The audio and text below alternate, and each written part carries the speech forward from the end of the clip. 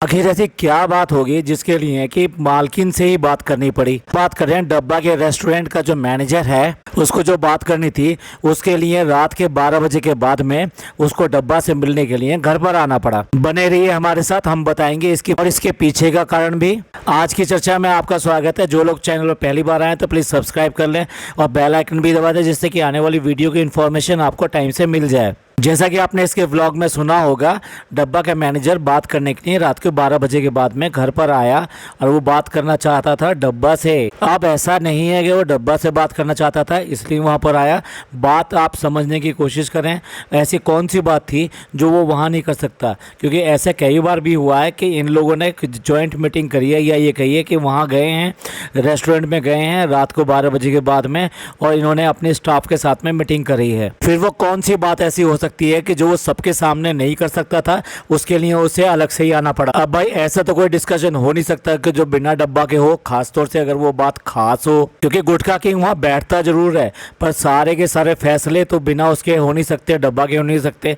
तो इसलिए वो बार बार भागकर वहाँ पे रेस्टोरेंट भी जाती है मीटिंग्स करने के लिए, सब करने के लिए, जबकि उसको हमने जैसे पहले बताया था उसे किसी भी तरीके का ABC कोई भी एक्सपीरियंस नहीं है इस बिजनेस को चलाने का। बल्कि मेरे अनुसार तो व्लॉग बनाने के अलावा उसके पास में कोई भी किसी तरीके का स्किल या एक्सपीरियंस नहीं है कि जो ये कह सकें आपकी वो काम वो खुद अपने आप कर सकती है।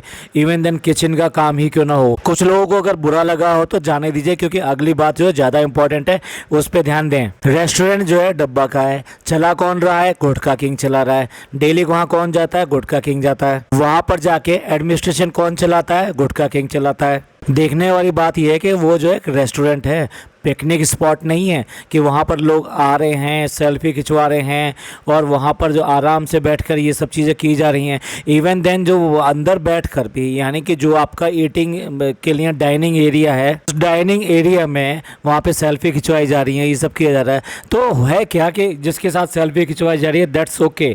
हर आदमी वहाँ पर जो आ रहा है वो सेल्फी खिंचवाने के लिए नहीं आ रहा। वो बात दूसरी कि इस समय जितने भी आ रहे हैं वो अधिकतर व्लॉगर्स आ रहे हैं, इसके फैंस आ रहे हैं, वो इसके साथ सेल्फी लेना चाहते हैं, इसलिए इसको ढूंढते हुए आते हैं कि ठीक है वो अगर मिल जाए तो बहुत अच्छा है। बाकी खाना खाना अभी उनके प्रायोरिटी में नहीं है। तो आप सोच सकते हैं कि ऐसे में वहाँ का एडमिनिस्ट्रेशन कैसे चल रहा होगा।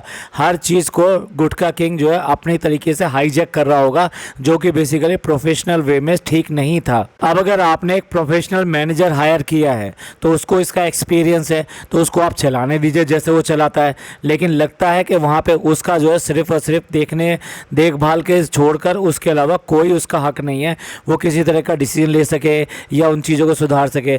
जिस तरीके से लगातार रिव्यूज़ आ रहे हैं गूगल के ऊपर, हम ये नहीं कहते कि सारे रिव्यूज़ जो है ना वो सही होते हैं, कई बार जो रिव्यूज़ जो है गलत तरीके से भी दे दिए जाते हैं, पर ज़्यादातर जो रिव्यू आ रहे हैं उसके ऊपर वो नेगेटिव रिव्यूज़ आ रहे हैं। जो बुराई करते हैं खाने की, जो बुराई करते हैं वहाँ अजीब सी स्मेल आने की, इवन देन जो सेल्फी एरिया वहाँ पर भी और रेस्टोरेंट के अंदर भी लोग खाने की शिकायत कर रहे हैं, लोग सर्विस की शिकायत कर रहे हैं, लोग कम क्वांटिटी की शिकायत कर रहे हैं, लोग बात कर रहे हैं कि यहाँ नॉन वेज के अलावा वेजिटेरियन के लिए ज्यादा कुछ है नहीं। तो इन सारे रिव्यूज के लिए जिम्मेदार किसको माना जाए? डब्बा को माना जाए, गुटखा किंग को माना जाए, या फिर उस मैनेजर को माना जाए? सच पूछो तो अब लगता है कि उस मैनेजर का भी वक्त आ गया है। वहाँ गुटखा किंग है, गुटखा किंग के फ्रेंड्स की टोली है, इवन देन शेफ भी जो है वो गुटखा किंग और ये डब्बा दोनों जो है मिलकर सेलेक्ट करके लेकर आए हैं। इसलिए कैसा बनेगा, क्या बनेगा, किस तरह बनेगा, इन सब चीज़ों पे जब उसका अधिकार ही नहीं है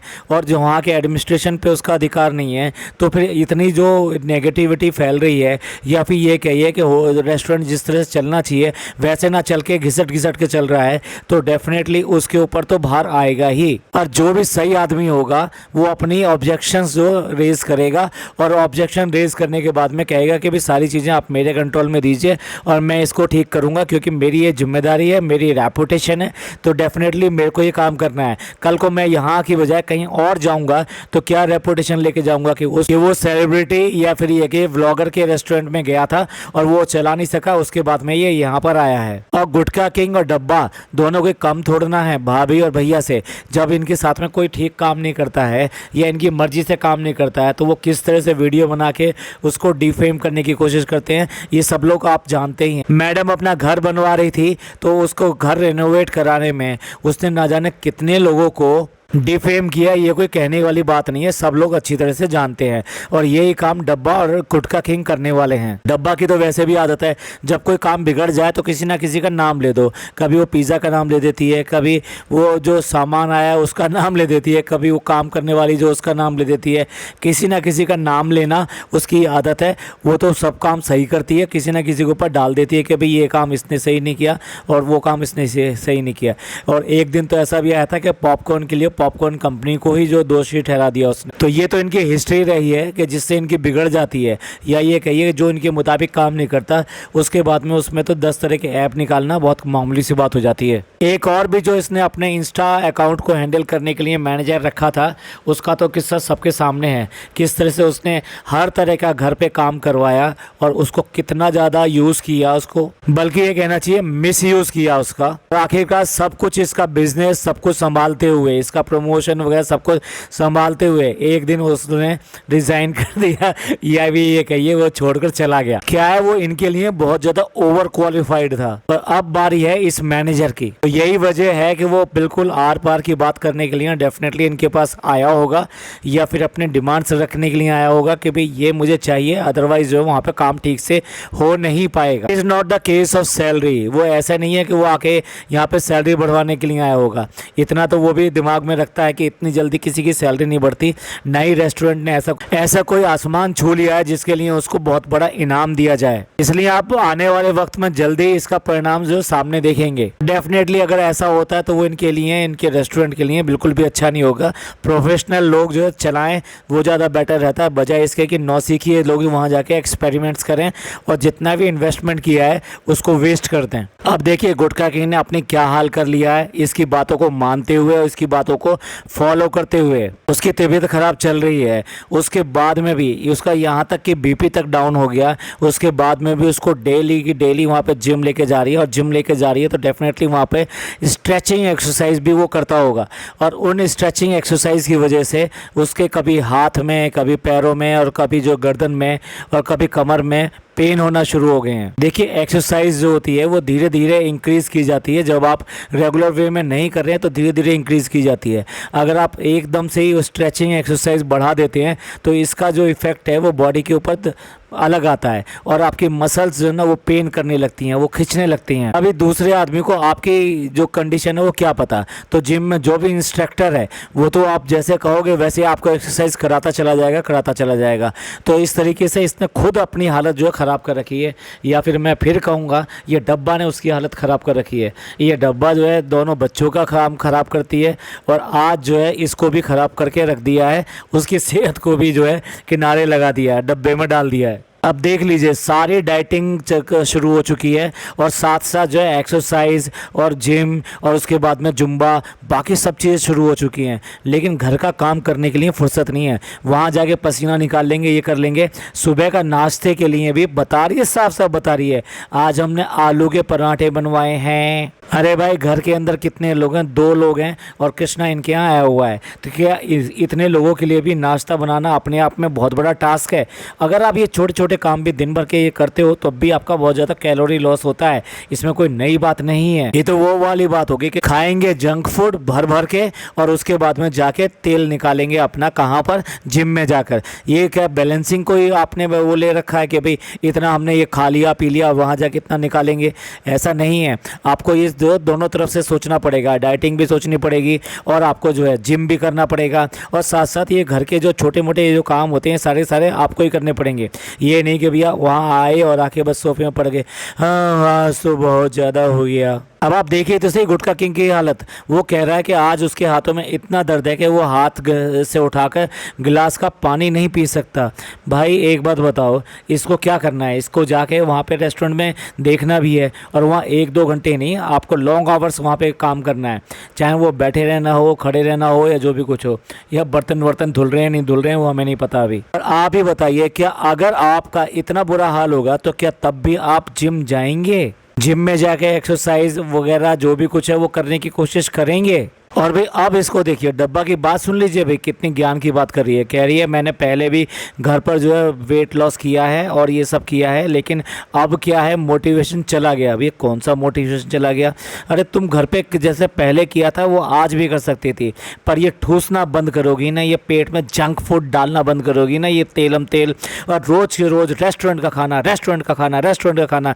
मुझे लगता है तो रेस्टोरेंट शायद जैसे तुमने अपने लिए ही खुलवाया है। इतना ज़्यादा खाना, उसके बाद में बाहर घूमना, रातों को जागना, पूरी तरह की नींद ना लेना, सुबह वो अलसाते हुए और बस उगते हुए उठना, ये सारी बीमारियों की निशानी है और किसी चीज़ की नहीं है। क्या तुम जब पहले वेट लॉस किया था तो तब भी क्या रात रात भर जागते थे?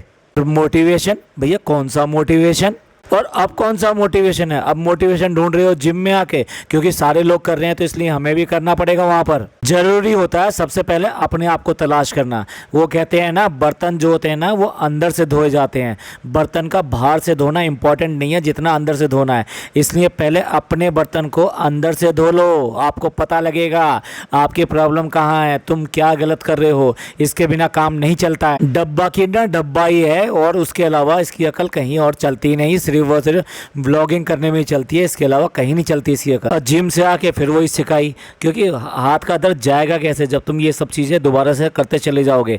और अगर मैं ये कह रहा हूँ कि अगर इसके साथ ये होता ना तो ये पूरा बिस्तर पकड़ लेती और बिस्तर में पड़ी होती और इसकी तरफ यह कहती कि नहीं नहीं मैं नहीं जाऊँगी, मैं नहीं जाऊँगी, तुम्हें जिम की पड़ रही है, मेरी हालत ख़राब हो रही है। एक नज़ारा था इसके सेल्फिशनेस होने का। हर सीन में गुटखा किंग जो थका हुआ दिखाई देता है और हाफता हुआ दिखाई देता है। और वो राशिद के यहाँ पे इनॉग्रेशन में गए हैं तो वहाँ जाते ही वो सबसे पहले उसने बैठना देखा। हमें दिखाई दे रहा है जो उसके साथ साथ चल रही है, हर समय चल रही है, उसे ये नहीं दिखाई दे रहा उसका क्या हाल होता चला जा रहा है। भैया डेफिनेटली अगर इसके माँ बाप देख रहे होंगे ना तो उन्हें जरूर दिखाई दे रही होगी इसकी तकलीफ कि वो कितनी तकलीफ में इसके साथ साथ निभाया जा रहा है और चले जा रहा है। और अगेन किसको गालियाँ मिल रही होंगी? इसको गालियाँ मिल रही होंगी। वो बात दूसरी है। अगर हमारी बात सुन ली तो फिर जवाब आने वाला है। जवाब क्या आने वाला है?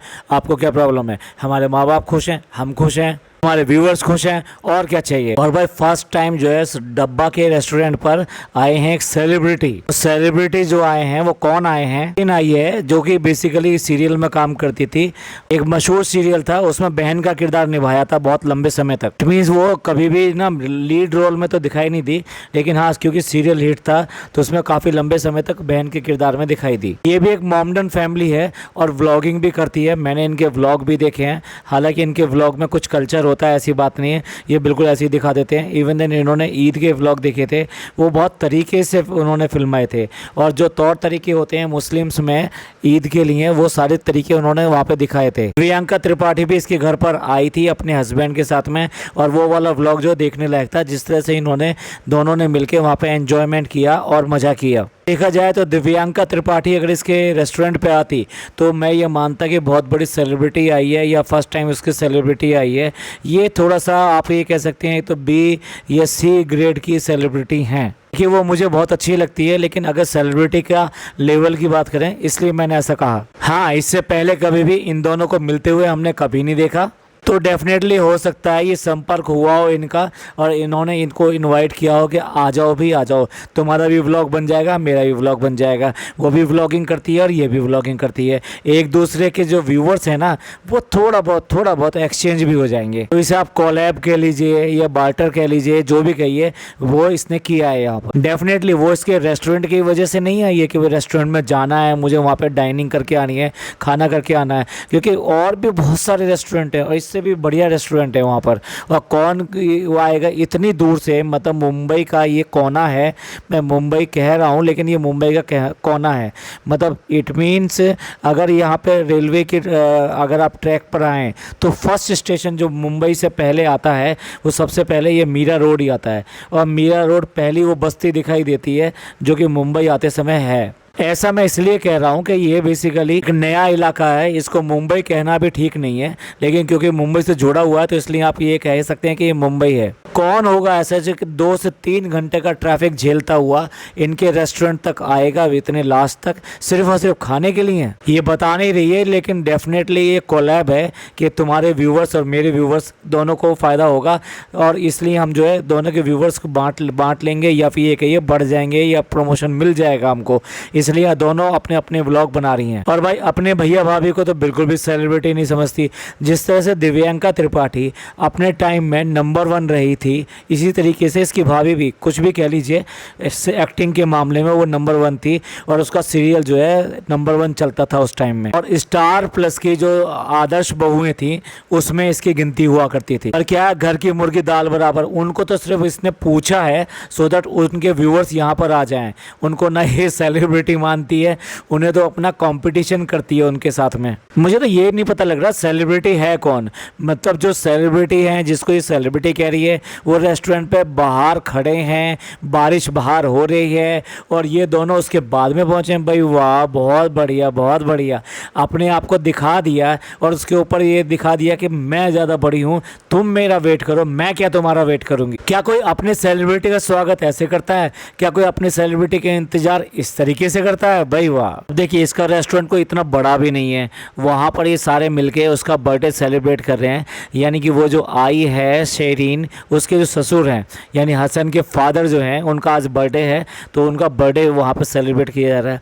बहुत ज़्यादा डिस्टर्बिंग नहीं लगता होगा? जो लोग वाकई में वहाँ खाना खाने के लिए आए होंगे उनको कितना डिस्टर्बिंग लगता होगा, क्योंकि इनके रेस्टोरेंट में ये चीज़ें आए दिन होती रहती होंगी कि आज बर्थडे हो गया, आज बर्थडे का केक काट लो। नहीं, काटा जाता है और सब लोग जाके रेस्टोरेंट्स वगैरह में काटते हैं, लेकिन ये सब इस तरीके से होना चाहिए कि दूसरे जो लोग होते हैं वो इफेक्टेड उससे ना हो। देखो ना, उनकी सर्विसेज जो है ना वो भी इफेक्टेड हो जाएंगी। वो जो चीज़ मांग रहे हैं वो देर में आएगी, लोग उनकी बातें सुनेंगे नहीं, तो इस तरीके से उनको डिस्टर्बेंस इस चीज़ से होगा ही होगा। आप देख लीजिए, हसन के हाथ में ना बराबर कैमरा है और वो सारी चीज़ें पूरी तरीके से शूट कर रहा है, जितने भी वो कर रहे हैं वो सब। देखिए, इनके दोस्ती के बॉन्ड कितनी जल्दी बन जाते हैं, बहुत जल्दी बन जाते हैं और इतने कच्चे भी होते हैं, वो फटाफट टूट भी जाते हैं। इसके हों, इसकी भाभी के हों, इसके भैया के हों या इसके हों, ये सारे लोगों के बॉन्ड बहुत जल्दी बनते हैं और उसके बाद में इतने मिनट में से टूट जाते हैं। मेरे को बताने की ज़रूरत नहीं है कितने सारे बॉन्ड इन्होंने बनाए। रिश्तों के बारे में हम कितनी बार जो है व्लॉग्स बना चुके हैं। और भाई आके बता रही है कि मुझे बहुत डर था कि भाई कैसे होगा, और सेलिब्रिटी हैं, पहली बार आ रहे हैं, टीवी पे देखते रहे हैं लेकिन अब आ रहे हैं। यार क्या है यार, तुम्हारा रेस्टोरेंट है, तुम अच्छी तरीके से उसे मेंटेन अगर करके रखते हो तो बहुत अच्छी बात है। ये तुम्हारे घर की तरह नहीं है। मुझे लगता है कि वहाँ पे भी इन्होंने घर की तरह बना दिया है। जिस तरह से घर में हर जगह गंद पड़ा रहता है तो आदमी को सोचना पड़ता है कि कोई आ गया तो भी बेइज्जती तो नहीं होगी, और कहाँ कहाँ क्या क्या फैला हुआ है, कहाँ कहाँ छुपा दें, किस किस अलमारी में डाल दें, किस बेड के नीचे छुपा दें। ये हाल होता है इसके घर का। हमारा रेस्टोरेंट तो हमेशा प्रेजेंटेबल रहना चाहिए, तो फिर प्रॉब्लम क्या है? इतना डर किस चीज़ के लिए है? कहीं ना कहीं तो कोई बात है, बदबू फैलाते रहते हो, ये सब करते रहते हो। भैया इतने रिव्यूज़ इस तरह के आते हैं, कुछ देखना है तो वो देखो। डरने और ये सब के से बिजनेस नहीं चलते हैं। देखिए इसके सर की हालत देखिए, जिसके लिए ये बार बार दुपट्टा डालती रहती है और इसके लिए इसने हिजाब भी लिया था। क्या हालत है इसके सर की। और वहाँ गई थी ना आदिवासी ऑयल, तो क्या हुआ आगे? क्या देखिए ये पिक्चर। और भाई देखिए क्या बात कह रही है, कह रही उनका आपस का बॉन्ड देखे कितना अच्छा लगा। उसके जो पापा हैं कितने अच्छे हैं, उसकी जो मम्मी है कितने अच्छे हैं, यानी उसके सास ससुर कितने अच्छे हैं। ऐसा ही होना चाहिए भैया। जितना शेरीन करती है, ज़रा देखो तो सही उसके व्लॉग, वो अपने सास ससुर का कितना ज़्यादा इज्जत करती है और कितना ज़्यादा उनका ख्याल रखती है। वो लोग दिल्ली रहते हैं, ये लोग यहाँ पर रहते हैं, उसके बाद में भी वो कितने लंबे लंबे समय तक यहाँ पर आके रह के जाते हैं और कितना ज़्यादा उनका ध्यान रखती है, प्यार करती है हर तरीके से। तुम क्या करती हो वो तुम्हें पता होना चाहिए भाई। तुम्हें फिर दोबारा वो शॉपिंग वाला एपिसोड जितना लेकर आई है वो अब दिखा रही है कि क्या क्या लेकर आई है। अच्छा देखो, फिर दोबारा से इसकी चप्पल आ गई। अगर आप देखें तो पिछले 6 महीने में कुछ नहीं तो इसने 50 चप्पलें अभी तक खरीद ली हैं। एक बार फिर जब ये घर की सफाई करेगी तो फिर दिखाएगी, देखो मेरे पास में इतनी सारी चप्पलें हैं, इसका एक हिस्सा नहीं मिल रहा, इसका दूसरा हिस्सा नहीं मिल रहा। जबकि इसको कसम दी गई थी और इसने खुद कसम ली थी कि अब साल भर तक मैं कोई चप्पल परचेज नहीं करूंगी। और एक बार फिर इसको बुखार चढ़ा है कि मैं गिव अवे करूंगी। अरे स्ट्रीट जो वेंडर होते हैं उनसे खरीद के लेकर आई है बैग और वो उसका गिव अवे करेगी। भाई वाह, गिव अवे का आइडिया इसको आया कहाँ से? ये गिव अवे का आइडिया आया इसको टीवी से। जो ये टीवी बेच रही थी ना, और ये कह रही थी कि भी अपने मैं फैंस को दे दूंगी और बताइए क्या क्या रेट लेंगे आप। असल में क्या है, इसको ये था कि वो जो टीवी है वो टीवी एक्सचेंज हो जाएगा और वहाँ पे उसे कुछ अच्छे रेट मिल जाएंगे। लेकिन भैया शोरूम वाले इतने रेट नहीं देते, वो तो सिर्फ 4-5 हज़ार रुपये तक की देते हैं पुराने सामान के। इसने उसके बाद में उसकी स्टोरी या वो बेचने के लिए इसने कैप्शन लगाया। लोगों ने इसको भर भर के जो है वहाँ पे गालियाँ दी और ये कहा कि भैया अगर करना है तो गिव अवे कर दो, जैसे कि बहुत सारे लोग करते हैं, तुम्हारे लिए तो बेकार है, किसी काम का नहीं है, तुम नया ले लेना, नया लोगे तुम, उसमें कौन सी ऐसी बड़ी बात होगी, करना है तो इसका गिव अवे करो। तो भैया टीवी तो देने का इसका बिल्कुल दिल नहीं है, किसी भी हालत में टीवी तो देने वाली है नहीं, तो इसे गिव अवे का फिर दोबारा बुखार आ गया कि चलो अपने आप को दानवीर दिखा देते हैं और हम दे देते हैं, ये गिव अवे में दे देते हैं। तो ले आइए वहाँ स्ट्रीट वेंडर से उठा के इस सस्ते से ये वाले। अरे अगर अच्छे ब्रांड का देती तो जिसके पास जाता तो वो पहचाने कितने लोगों से तारीफ करता और कितने लोगों से बोलता कि देखो मेरे पास कितना अच्छा गिफ्ट आया है। लास्ट में फिर वही बेबी बेबी बेबी। भैया इससे बाहर निकलो, अपनी लाइफ को पहले सही करो, उसके बाद में बेबी की प्लानिंग करो, डॉक्टर्स की सलाह के साथ करो, किसी नीम हकीम की बात में मत करो। चलिए एंड करते हैं इस पॉडकास्ट को। ये पॉडकास्ट आपको अच्छा लगा हो तो प्लीज़ लाइक कीजिए, सब्सक्राइब कीजिए और शेयर कीजिए। थैंक यू, धन्यवाद, शुक्रिया।